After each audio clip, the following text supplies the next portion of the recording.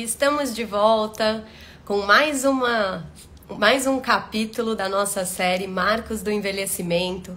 Para quem está aqui pela primeira vez e não nos conhece ainda, essa é uma proposta onde eu propus juntar uma série de especialidades médicas diferentes para diferenciar o que é normal do envelhecimento e o que é patológico, para a gente tirar um pouco aquele estigma de que envelhecer necessariamente precisa ser um processo doloroso e sem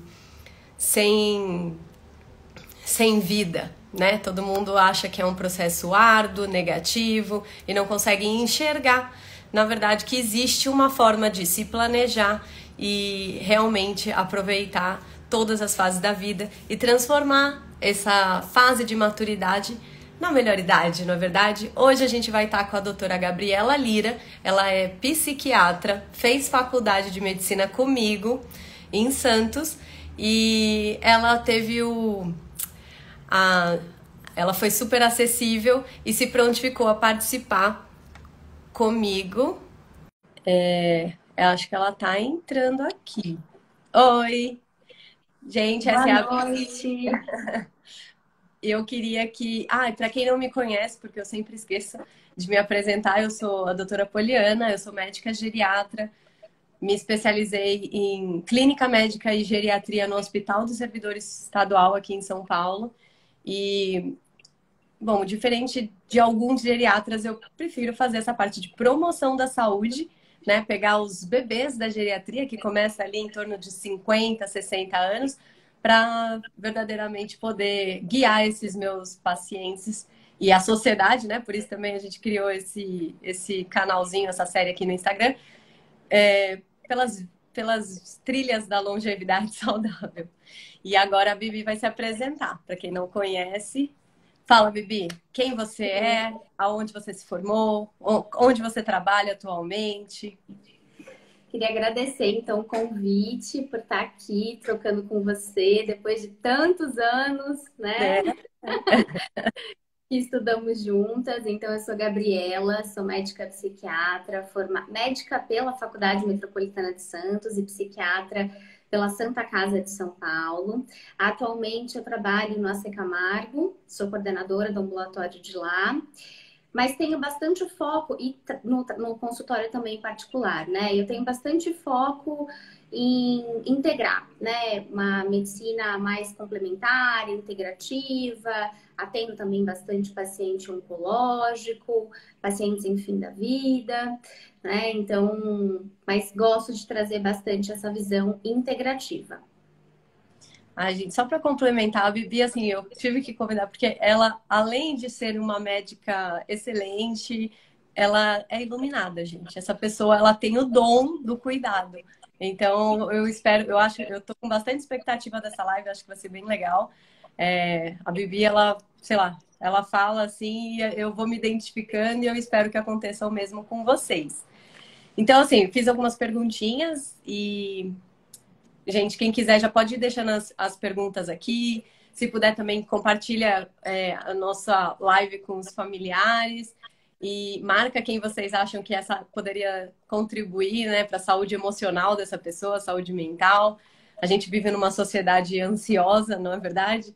Então a gente vai falar aqui sobre algumas estratégias para a gente realmente preservar a nossa saúde mental e principalmente manter a jovialidade ao longo dos anos, né? Com o passar dos anos.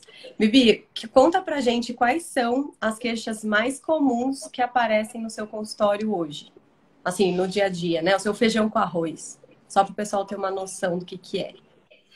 Acho que o que mais aparece hoje no consultório é aquela angústia, né? E uma angústia que sempre vem carregada de dificuldade de dormir, dificuldade às vezes de se concentrar, de manter uma rotina saudável, de conseguir sustentar hábitos saudáveis, né? Um choro às vezes frequente, muito sintoma de ansiedade, muita dificuldade em às vezes manter o básico, né, ali da rotina, se concentrar para trabalhar, dormir bem, comer bem, e sintomas de humor. Então, o que mais aparece no consultório é ansiedade e depressão, né? E depois, até do momento que a gente viveu de pandemia, mais ainda. Então, todas essas queixas. É, bom, acho que todo mundo se vê um pouquinho, né, com essa questão de dificuldade de concentração, todo mundo vem no consultório comigo, eles acham que, ai meu Deus, acho que eu tô demenciando. E todo mundo acha que vai colocar uma vitamininha ali, vai resolver o problema, na verdade. Mas, bom, vamos conversar. Então, assim, eu só queria pontuar que existem algumas frentes do envelhecimento, né? Antes de eu fazer a próxima pergunta, só para poder colocar o pessoal na linha de raciocínio aí. Existe, então, o envelhecimento cronológico, o biológico e o psicológico. Não necessariamente essas três frentes, elas são compatíveis, né? Todo mundo naquela mesma idade vai seguir com esses três envelhecimentos de uma forma homogênea. Então, o que eu quero dizer com isso é que o cronológico é aquela do identidade, que você nasceu no ano de 87, então você tem 35 anos e todo mundo vai ter igual ali. Mas a gente sabe que o biológico, ele vai ser diferenciado, né? Tipo, duas pessoas ali de mesma idade, dois senhores de 70 anos, um vai parecer ser muito mais jovial do que o outro. E isso vai muito além do aspecto físico, né? E mesmo dentro do mesmo indivíduo, a gente sabe que existe diferença do envelhecimento cerebral. Então, às vezes, a gente vê aquele senhorzinho que, tipo, clinicamente ele não tem doença nenhuma, não usa remédio nenhum, mas ele não consegue mais participar daquele meio, ele não tem mais o discernimento e a percepção de si mesmo, então a cabecinha dele já não está funcionando legal. E aquele, ao contrário, que ele tem uma lista cheia de medicamentos, mas ele é extremamente lúcido, ele tem uma série de diagnósticos, né? Tipo, a pessoa chega até, ela nem se apresenta, ela apresenta as doenças que ela tem, como se fosse caixinha. Mas ele é extremamente lúcido. Então, os sistemas, eles vão dentro de uma mesma pessoa, o envelhecimento é heterogêneo e dentro de indivíduos diferentes também não dá para comparar. Então, isso seria o envelhecimento biológico. Existem alguns critérios que a gente usa, né? Ah, cabelo branco é porque envelheceu, mas tem gente que com 30 anos já tem cabelo branco todo grisalho, né? Então, tipo, existem algumas características que são marcos do envelhecimento mesmo, ninguém discute, e tem outras que a ciência fica aí, tipo, mas será que se fosse assim, se fosse do envelhecer, todo mundo numa certa idade teria a mesma característica? Então, isso, na verdade, se trata do acúmulo de doenças e não do processo de envelhecimento. Já no psicológico, é o que a Bibi vai trazer pra gente, como que é esse envelhecer, né, psicologicamente. Então, Bibi, eu queria que você contasse, assim, na sua experiência, quais são os principais marcos do envelhecimento psicológico? Tanto o negativo, né, que é aquilo que todo mundo já cria, o estigma, mas da forma, e também trouxesse pra gente a forma de como pode ser encarado esse envelhecimento psíquico, né? Para realmente as pessoas passarem a enxergar a maturidade como verdadeiramente a melhor idade, Sim. né? A gente vê muito, né? A idade, ela é um referencial no tempo, né? Como você trouxe. É um pontinho que determina onde a gente está naquela linha, né? Idade é só isso. E aí, a diferença e a beleza que eu vejo nesse processo depende muito do protagonista que olha para aquela idade, ou de quem tem aquela idade, né? Então, eu posso chegar numa determinada etapa da minha linha do tempo e olhar aquilo de uma perspectiva muito ruim. Ou eu posso olhar aquela mesma idade, aquele determinado ponto, uma perspectiva muito boa e ver muita beleza nisso, né? Eu acho que essas características um pouco pejorativas que a nossa sociedade coloca no envelhecer está muito conectada à nossa cultura. Porque quando a gente vai olhar, por exemplo, para outras culturas ou culturas orientais, o processo de envelhecimento é a máxima da potência de um ser humano. É lindo, é visto como acúmulo de sabedoria, né, de experiências, de fazer algo bom ou ter feito muitas coisas boas e continuar fazendo. Em outras culturas é o momento que você vai ser cuidado. Você cuidou a vida inteira, agora você pode ser cuidado, né? Você vai ter família por perto. A sociedade valoriza, né, quem está nessa faixa etária. E a nossa sociedade ocidental, ela faz o contrário disso, né? Ela coloca esse processo de envelhecer como algo extremamente descartável, ruim, né? Como uma experiência de solidão, de perda, de dor, né? De desgraça. Então eu vejo muitos processos assim dos meus pacientes que estão nessa faixa de 50, 60, vem medo, né? Muito medo. Então, o desabrochar, né? O envelhecer é o amadurecer psiquicamente, é o florescer psiquicamente. Então, quanto mais experiências a gente tem na vida, a gente está à frente, porque a gente já viu, né? Já teve aquele voo panorâmico. E aí a gente tem muito mais substrato para fazer coisas com muito mais potência, muito mais diferente daquilo que a gente fez. Então, é como eu disse, assim, isso pode ser visto como algo muito bom ou pode ser visto como algo muito ruim.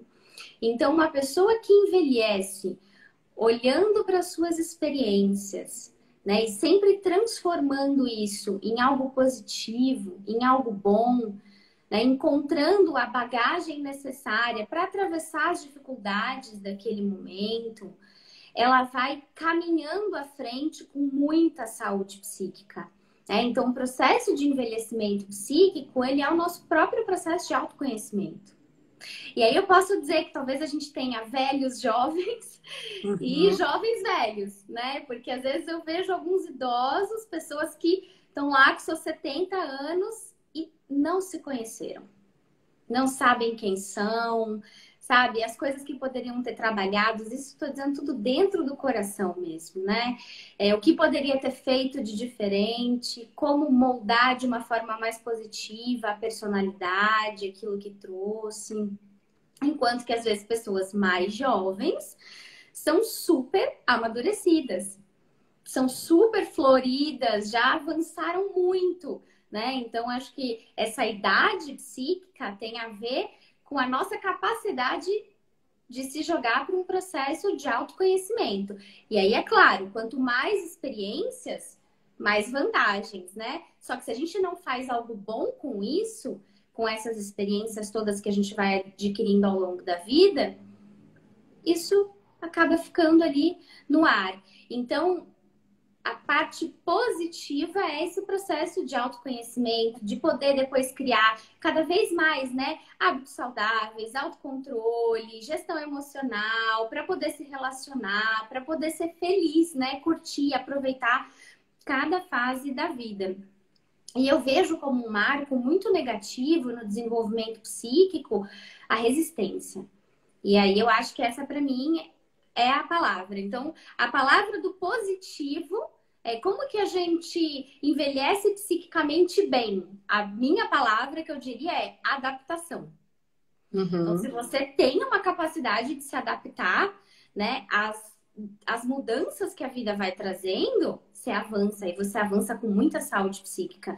Se você resiste a isso, de todas as ordens, né? O envelhecer fisicamente, a vida que muda, né? A gente criança, jovem, sendo cuidado, né? Tendo pais, tendo pessoas mais velhas, e aí tem aquele período todo de transição, aonde você vai sendo a pessoa mais velha, né? E aí quando você vê, tem pessoas mais jovens que vêm vindo, né? E aí as dificuldades de cada fase da vida, mas que é do próprio processo mesmo, né?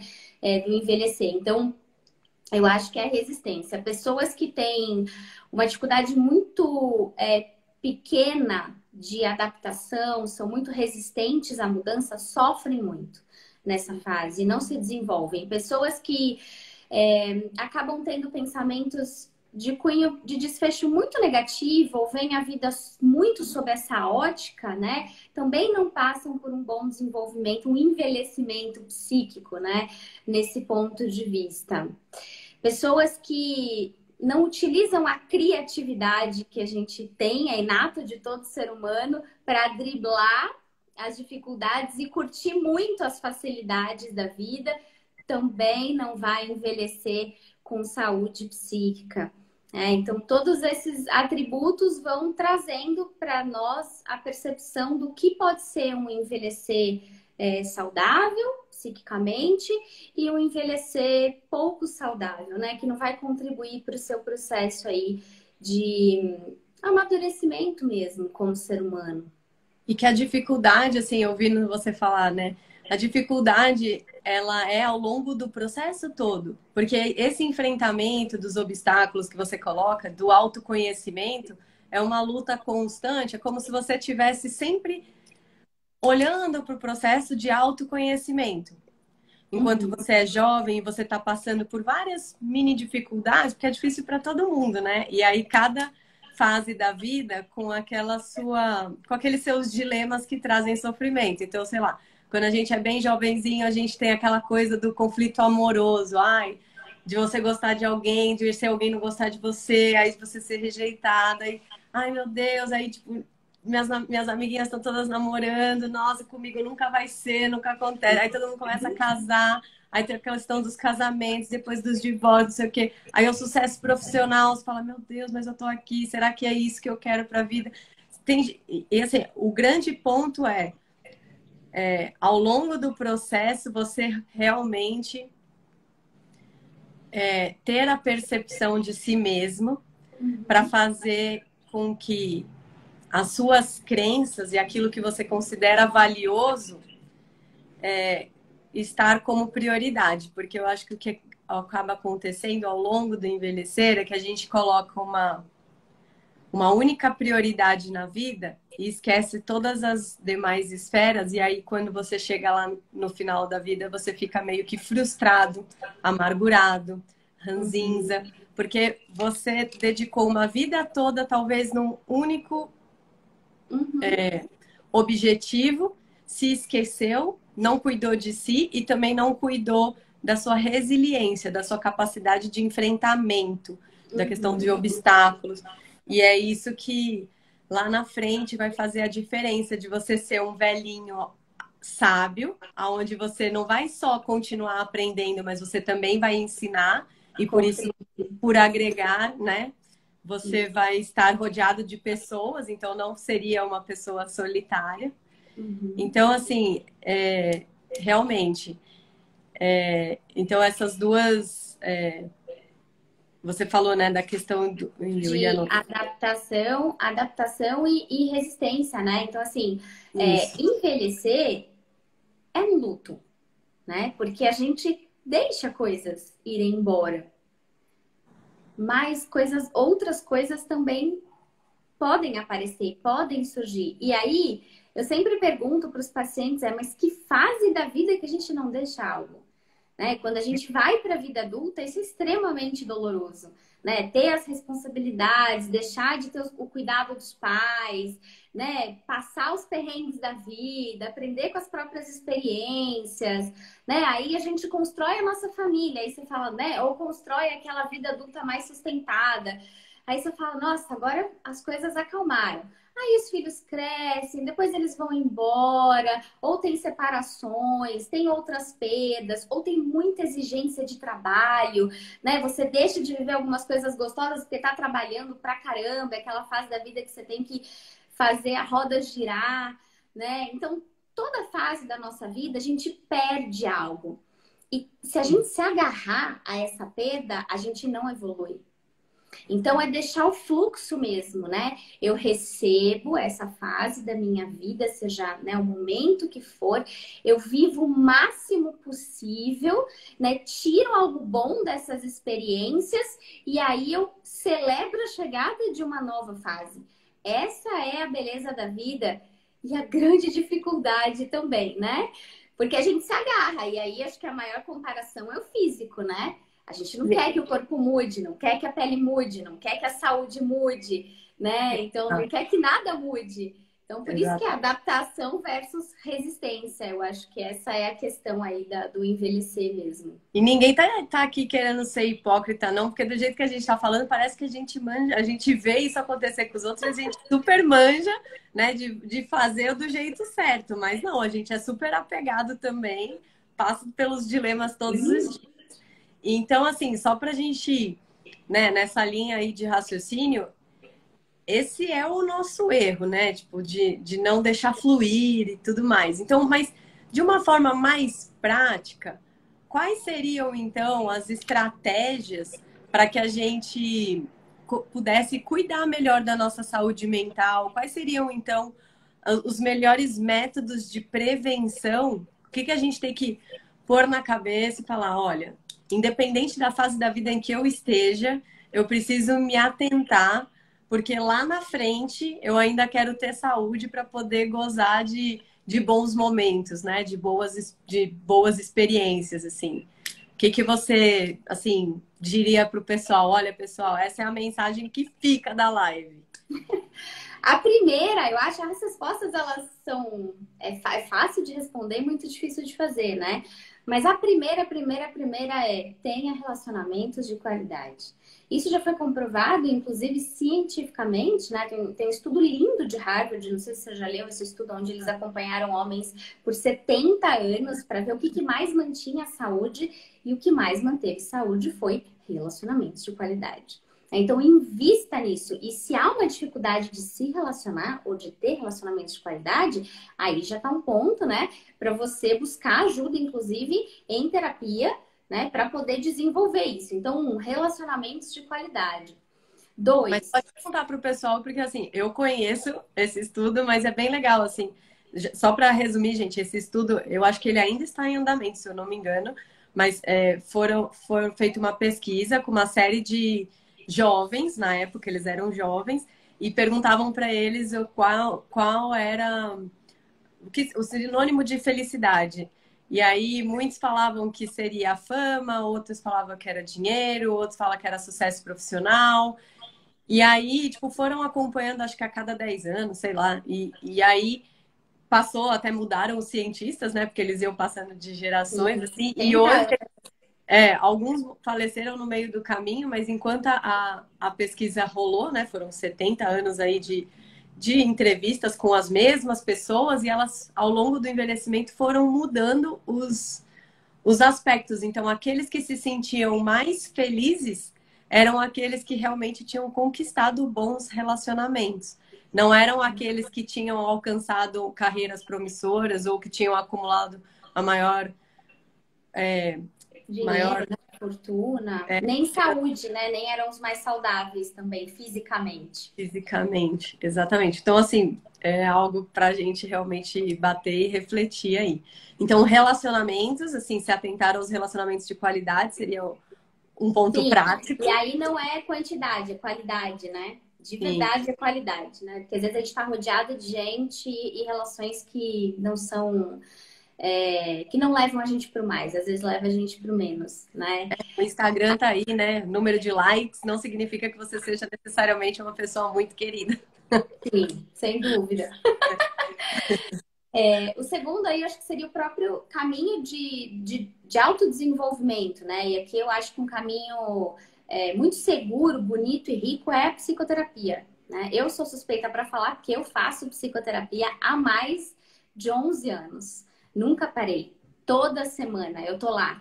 E tô sempre descobrindo algo novo, e melhorando aqui, piorando ali, melhorando aqui, piorando ali, e melhorando, né? Porque a vida é assim. Então, acho que a psicoterapia é um lugar riquíssimo para a gente se conhecer e aprimorar. Tem outras práticas que podem contribuir também para o nosso desenvolvimento, autoconhecimento, né? Então, daí tem outras práticas, inclusive meditativas. Às vezes tem práticas religiosas, às vezes, dependendo, né, do contexto do indivíduo, a religião também ajuda nesse sentido, mas é buscar um caminho de autodesenvolvimento, de aprimoramento como ser humano, como alma, como quem veio aqui chegou de um jeito, tem que sair melhor, né?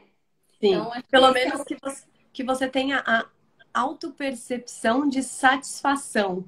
Eu faço isso porque eu quero. Eu penso assim porque é o que eu acredito. E a Sim, terapia meio que é isso, né? Pra gente não também ser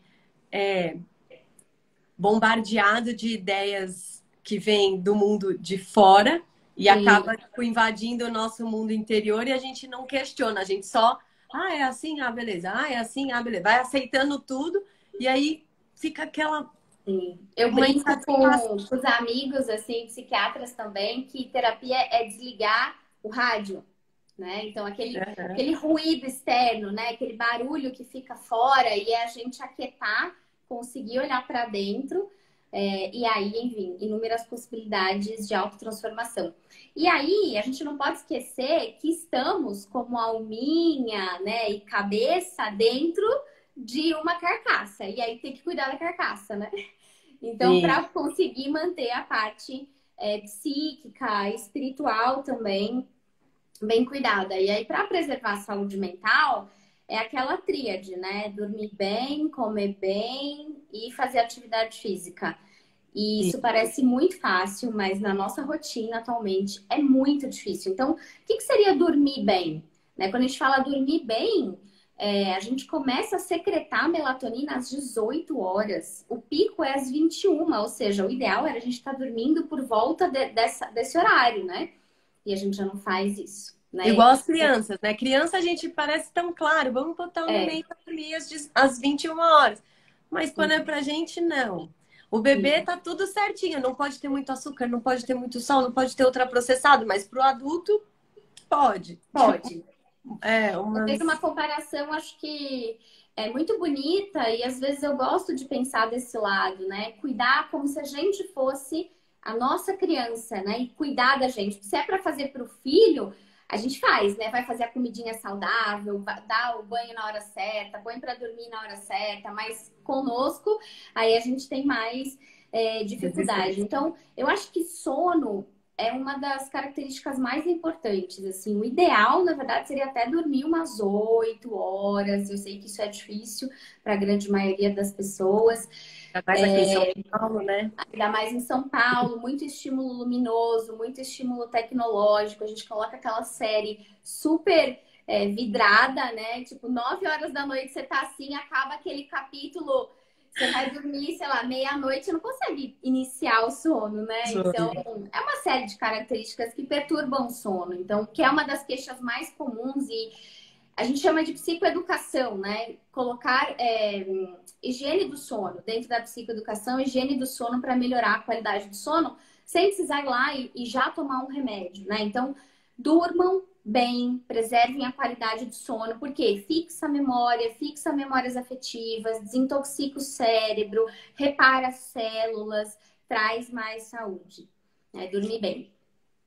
E ele até regula os genes, né? Ele liga e desliga genes, oncogenes, por exemplo. Ninguém tem essa percepção, talvez. Talvez as pessoas que estejam aqui não saibam disso, mas o sono ele é necessário porque o fato da gente desenvolver. Às vezes você tem o oncogene, aquele gene que te predispõe a desenvolver um câncer, mas se ele tiver desligado e quietinho, você não desenvolve esse tumor, esse câncer. E o sono, ele tá bem vinculado com esse liga e desliga, né? É aquilo que a gente chama de epigenética. É o meio, o seu estilo de vida interferindo ali na sua genética. Então, o sono, ele tem... ele age em vários mecanismos de reparação e de proteção para te prevenir não só contra infecções, mas contra cânceres, né? Que são doenças graves, assim. E E doenças mentais, né? A primeira coisa que muda na doença mental é sono. Né? Uma pessoa que começa a não dormir bem é um dos primeiros sintomas, né? Começa a ter insônia ou hipersonia, mexeu com o ciclo circadiano, mexeu com secreção de um monte de hormônio, né? Então, aí já bagunça todo o sistema metabólico, né? bom, um dia a gente vai ter que fazer uma live para falar só De de sono, sono, porque pode sono ser. requer até Não, inteiro. tem muita coisa legal para falar de sono. Não, a E é um gente vai tema deixar super importante. para uma Vamos. próxima. Mas para quem está entrando agora, a Bibi está falando das estratégias aí para cuidar melhor da saúde mental, né? E os métodos de prevenção. Então, primeiro era manter bons relacionamentos, o segundo era fazer psicoterapia, o terceiro é preservar a qualidade do sono, né? E, O enfim, tudo quarto. o quarto, E o quarto seria comer bem, alimentação. E aí eu fui, né, no século. Eita, acho que travou. Tá me ouvindo? Tô, Tá me agora eu tô. ouvindo? É que me ligaram, gente, desculpa, mas Ah, tá. voltei. Ainda bem que não caiu. Então, o quarto é a alimentação, né? Que é um desafio realmente da nossa sociedade atual manter uma boa alimentação. E aí é assim, olha que interessante. Pode falar. Não, é só porque uma vez eu ouvi uma aula de um neuro, acho que ele era neuro, e aí eu achei interessante que ele falou assim: o substrato anatômico da alma é o nosso cérebro. O que que ele quis dizer com isso? Que se existe, porque todas as nossas sensações, percepções, seja a sensação de punição ou de recompensa, né? Que quando a gente se sente bem-estar, a gente se sente alegre, feliz e disposto e com energia, ou a gente se sente reprimido, com medo, com angústia, tristeza. Tudo isso, para a gente, é muito místico. Mas quem rege tudo isso é o nosso cérebro. Então, Uhum. uma vez que você tem a sua saúde mental, assim como o teu intestino, ele serve para absorver, então, tipo, ele vai ser o responsável por você ter uma diarreia ou você ter uma constipação, o teu cérebro, a saúde mental, ela é responsável por você ter uma eutimia, né? Se sentir bem fisicamente, ou você ser um quadro depressivo de ansiedade, de pavor, de...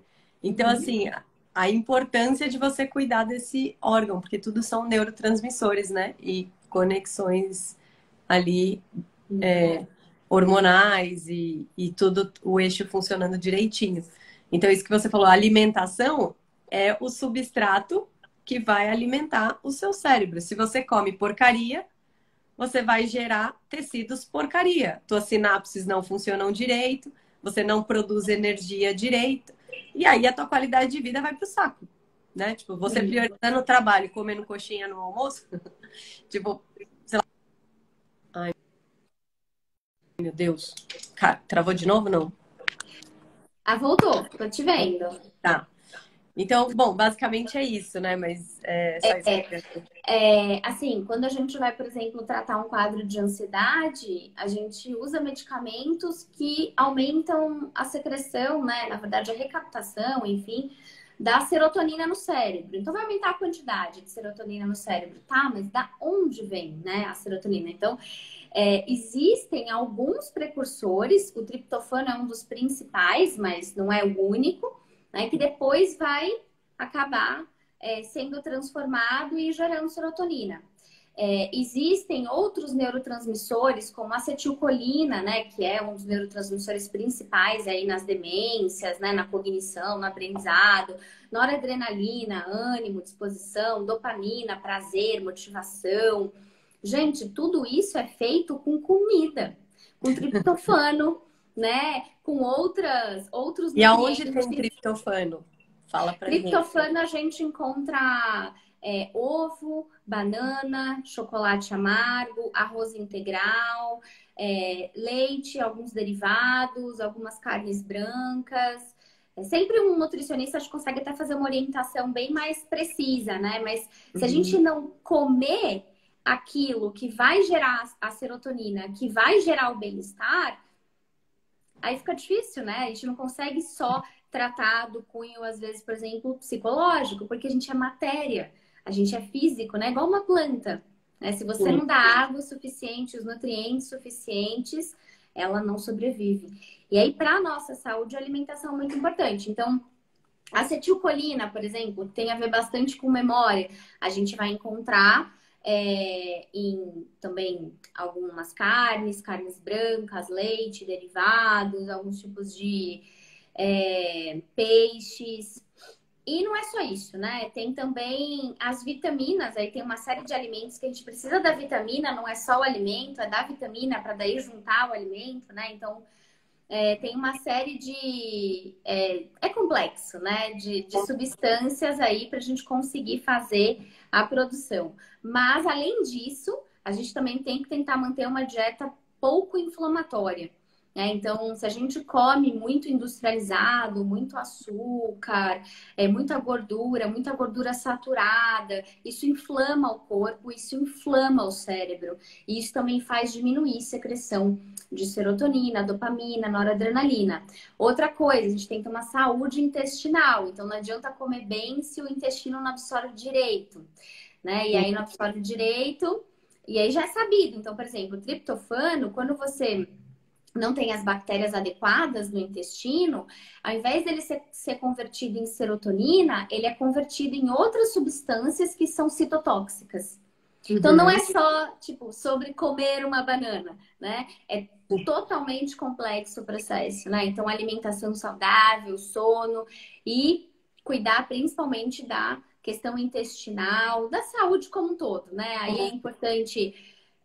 Acho que você faz muito esse foco, né, Poliana, de pensar na longevidade. Então, o corpo tá saudável, vamos deixar ele mais saudável, vamos deixar ele mais Sim, saudável, vamos deixar ele mais saudável, né? sim. Eu acho que Não é é isso que porque tá bom que não dá para ser ainda melhor. ainda melhor, ainda melhor. Ou tá mais ou menos, não tenho nenhuma doença, mas também não tô me sentindo tão bem. Então vamos deixar ele mais saudável, mais saudável. Vem a nutrologia, né, a medicina do estilo de vida, a geriatria, a clínica médica, a endocrinologia, são especialidades que vão apoiar bastante esse suporte também para manter a saúde. E a outra seria a atividade física, né? Que também é algo que a gente sabe que é importante, tem muita dificuldade de fazer. É claro que quando alguém está adoecido psiquicamente, às vezes a pessoa não tem nem energia para aquilo, né? Mas já tendo uma melhora do quadro, aí a busca por atividade física. Quanto mais músculo, né, a gente tiver, quanto maior a nossa massa magra, isso também tem uma interferência super importante na questão antioxidante, pró-inflamatória, né, e de trazer bastante saúde para o nosso cérebro. Além do que, eu acho que a atividade física, ela é uma ótima ferramenta para a gente se conectar com a gente, porque senão a gente fica muito na esfera assim da cabeça, do pensamento, das ideias, das emoções e acumulando tudo no corpo, né? Tudo no corpo, aqueles sentimentos, aquelas sensações. Então, movimentar o corpo é circular essa energia, né? Então, dar Sim, movimento para essa energia. Isso traz muita saúde trabalhar, também. né? É, liberar. Então, tem a questão da atividade física também, que é super importante para o cognitivo, né? Porque acho que também você pode discorrer se você quiser sobre isso, mas ajuda muito a gente a ter habilidades, então fazer mais conexões neurais, dependendo dos exercícios que a gente faz, e interação social, né? É uma forma da gente interagir, trocar, enfim. Então Não, seria comer bem, pode falar. a gente já resume, porque daí, gente, quem tiver dúvida, pode deixar agora, porque eu vou fazer minhas últimas perguntinhas, a gente já tá para finalizar, já passamos do tempo. Mas só essa parte que a Bibi falou, né, da atividade física e sobre conexões neurais, tudo e qualquer aprendizado, você gera novas ligações. Então, é um neurônio que antigamente se conectava com três. Quando você aprende algo novo, ele se conecta com 10. E esses 10 com outros 100. E esses 100 com outros 1.000 e outros 1.000. Então, isso significa sinapses. É a velocidade de processamento cerebral. Quanto mais sinapses você tem, mais rápido você fica. E o que a gente sabe é que durante o processo de envelhecimento, a depender de uma série de fatores, tudo isso que a gente falou, alimentação, neuroinflamação, você vai acumulando lixinho cerebral. Então, quantos mais caminhos você tiver, menos queda na funcionalidade você vai ter. Então, quando você se propõe a fazer uma atividade física, você está aprendendo um movimento novo, você está tendo mais força, você está tendo uma consciência corporal. Então, assim, da mesma forma que ao tocar um instrumento, aprender uma língua, qualquer tipo de aprendizado, a se engajar num voluntário, um serviço voluntário, o exercício físico, ele também gera novas sinapses. Então, por isso você fica mais ativo, por isso você fica até mais iluminado, conforme você vai melhorando, né, ali. Enfim, se é uma corrida, você vai melhorando na corrida, além do seu cardiopulmonar, você praticamente medita na corrida. Não sei, eu E a gosto, eu fiquei gente vai durante. criando muitas estradas, né? E Exato. quando uma falha, quando uma tá bloqueada, aí tem outra E para aí você buscar mantém informação. para E aí manter a você cognição. mantém exatamente a mesma capacidade, mesmo que você tenha ali uma predisposição ao Alzheimer, porque na tua família todo mundo teve. Mas se você teve um estilo de vida diferente daquela pessoa, daquela tua família, que era sedentária, que consumia muito açúcar, que blá blá blá, você não vai ter a mesma doença. Então, o que eles falam é que, bom, enfim, já viajei, mas o que determina a saúde não é a quantidade de doenças que você tem, mas sim a sua funcionalidade. Porque você pode até chegar no médico e ter lá um monte, ticar várias caixinhas de doença, mas se você for funcional, física e cognitivamente, você vai ser independente, vai ter um envelhecimento ativo, não vai depender de ninguém, e isso é considerado saúde. Às vezes tem gente que é ao contrário, não toma remédio, mas não toma remédio, mas não tem uma autopercepção de saúde boa, então ela é uma pessoa totalmente dependente, fica indo muito em médico, médico, médico. Só que todo mundo faz exame e não sabe direito o que aquela pessoa tem. Chega a deixar a gente até meio doido, porque você vira a pessoa de ponta cabeça, mas realmente ela não tem aquela funcionalidade, não é uma pessoa para frente, né? Não é uma pessoa ativa, é uma pessoa limitada. Né? Física. Resistente, né? Talvez. Exatamente. Resistente aos processos, acho que aos processos da vida.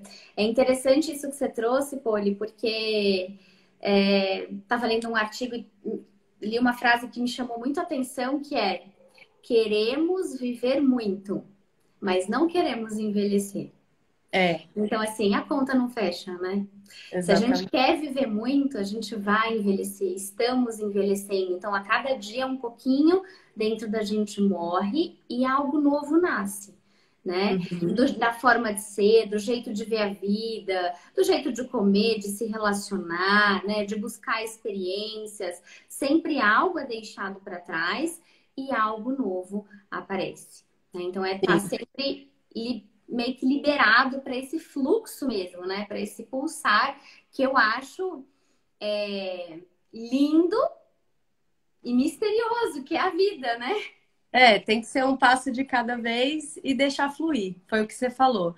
É se abrir para o mundo, para as novas experiências, tentar acreditar que é possível. Eu acho que o primeiro passo é a atitude, né? De você realmente estar aberto ali a enfrentar as dificuldades, olhar para aquele desconforto que você está sentindo hoje, porque se você não fizer isso hoje, lá na frente, a vida vai cobrar tudo que você não soube lidar com relação às emoções. E aí sim o processo de envelhecimento vai ser sofrido.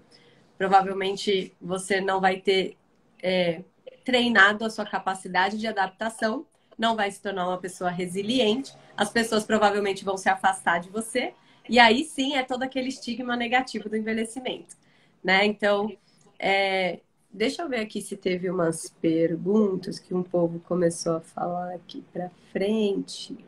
Mas assim, eu vou só te fazer uma pergunta pessoal, assim, para ver se você tem a mesma opinião que eu.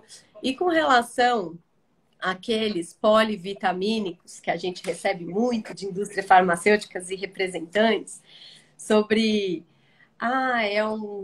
uma vitamina para melhorar o desempenho cerebral. Não tem nenhuma indicação assim muito precisa. É tipo, só são suplementos para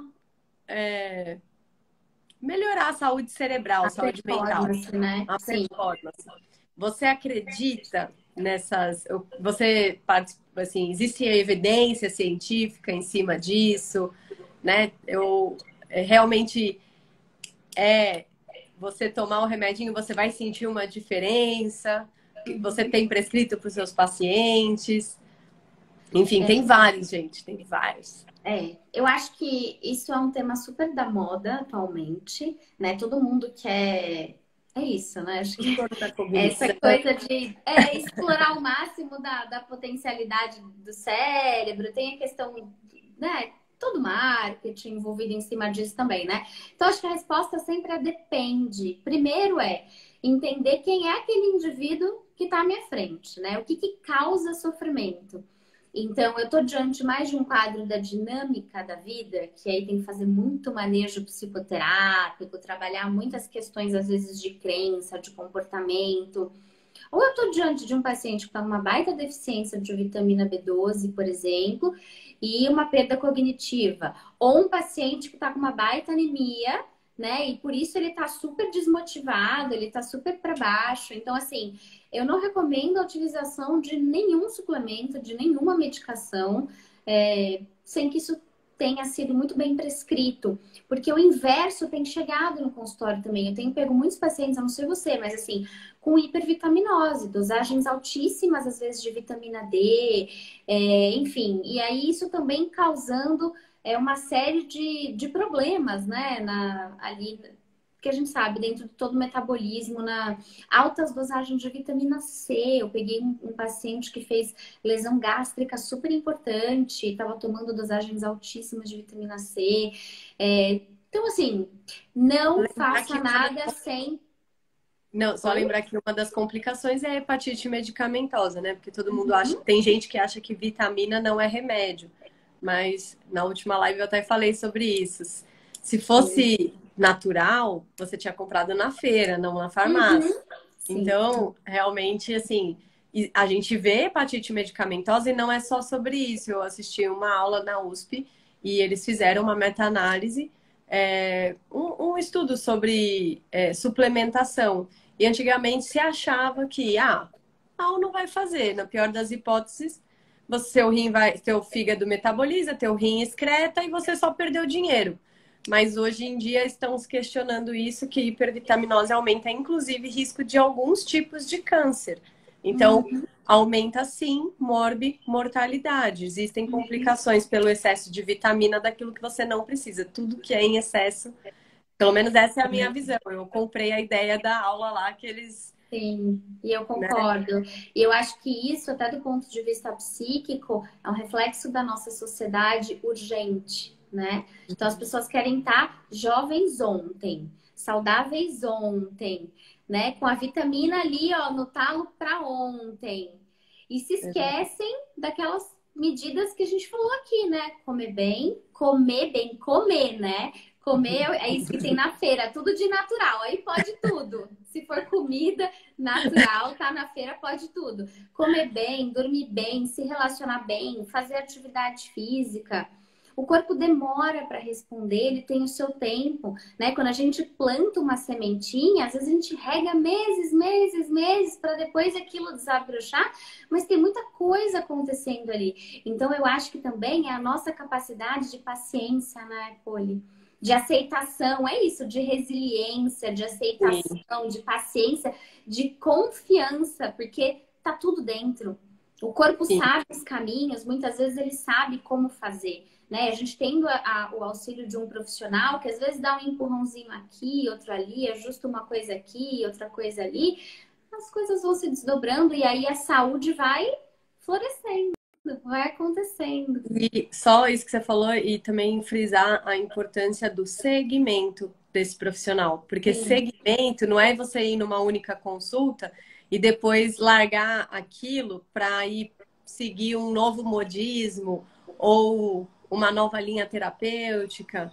Se você começou com uma, segue com aquela, porque Uhum. você vai precisar de um tempo para as coisas funcionarem. Então é importante realmente você ter um profissional que confie em você, confie em você e que você confie no profissional, né? Mas segmento significa um processo, né? Tipo, não adianta você querer que você vai lá passar uma vez, a pessoa vai te passar uma fórmula mágica, um, um manipulado, e aí você vai usar 3 meses e tudo mudou. Né? Tipo, porque eu acho que realmente envelhecimento é consistência, é ao longo da vida, tipo, exige planejamento, investimento, dedicação. E ó, eu só vou ver aqui, a Silvana escreveu aqui pra gente que ter um bom relacionamento consigo mesmo torna a velhice um terreno sereno e confortável. Me amo aos 64 anos. Muito Ai, bom. amei, Mas maravilhosa! eu queria ver alguém de 84 aqui também falando, tipo, porque 64 ainda é muito jovem, né? Muito, é o Mas bebê, né? já é uma bagagem, já Já é uma, atravessou muita coisa, com sem dúvida. certeza. A Letícia Barreto, acho que é paciente sua. Olha só, oi, doutora Gabi. E, tipo, Oi, Letícia. mas não fizeram perguntas.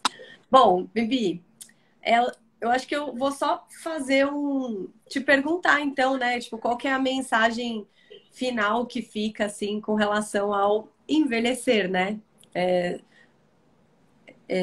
De tudo que a gente falou aqui, aquilo que você resumiria para as pessoas, então. Acho que o processo de envelhecimento, como a gente falou, ele é um processo de luto, né? Onde a gente está deixando coisas, né? A gente pode perder algumas, elaborar coisas, né? E se a gente não resistir a ele, se a gente se adaptar a ele, a gente pode encontrar muitas maneiras de ter satisfação, alegria, prazer, contentamento, né? Para atravessar e continuar florescendo. Então, acho que o processo de envelhecimento é uma grande oportunidade para você pegar aí todas as experiências máximas da vida e fazer algo bom com isso, né? Maravilha.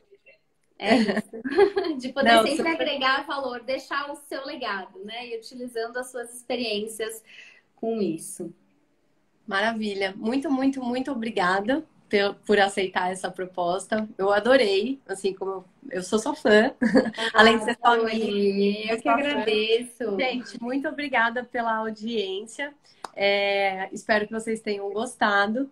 E quem tiver alguma dúvida ou quem puder encaminhar essa live para alguém que acha que faça sentido, que possa ajudar essa pessoa nesse processo, né, de desmistificar o envelhecimento, mostrar que existe uma forma nova e mais prazerosa, mais positiva de enfrentar o envelhecer, né? Pode encaminhar para ela, deixa qualquer dúvida nos comentários, se tiver sugestão de alguma especialidade para eu trazer aqui nessa nossa série. A gente ainda vai fazer uma live de sono, Bibi. E Vamos. aí, para orientar a importância, né? Tipo, de prevenção de doenças e tudo mais. Muito, muito obrigada pela audiência de vocês. Obrigada, Bibi, por estar sempre junto, ser Eu que parceira. agradeço, viu, E Rony? até a próxima. Sextou, bebê! Beijo! Testou. Tchau, Beijo, tchau! gente. Tchau, tchau.